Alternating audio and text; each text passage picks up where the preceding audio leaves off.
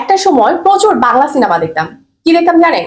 Villain হিরোইনকে জোর করে তুলে নিয়ে গিয়েছে এবং সেই মুহূর্তে হিরো রেগে মেগে দিত একটা চিৎকার, না এরকম করে চিৎকার দেওয়ার পর দেখা যেত যে সে এমন স্পিডে দৌড় দিল যে দৌড়ে কিছু সেকেন্ডের মধ্যে সে ভিলেনের ডেরায় পৌঁছে তার হিরোইনকে বাঁচিয়ে নিয়ে চলে আসলো।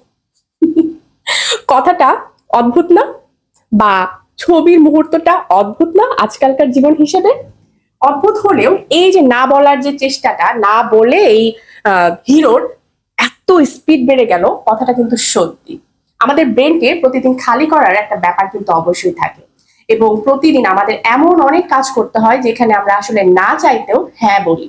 সেই জন্য আমাদের প্রতিদিন প্রতিদিন না বলার অভ্যাসটা রাখা খুব দরকার। এই না বলার অভ্যাসটা যদি আমাদের প্রতিদিন থাকে এবং যে যে কাজে আমরা জোর করে হ্যাঁ বলছি এই কাজগুলোতে যদি আমরা জোরে চিৎকার করে বলি, না আমি এই কাজ করব না, না এই কাজ আমি কখনোই করব না, তাহলে আপনার ব্রেনটা যেমন খালি হয় এবং আপনার মনের যত যন্ত্রণা আছে, যত কষ্ট আছে সেটাও খালি হয়ে যায় এবং আপনি আসলেই শক্তিশালী হতে পারেন।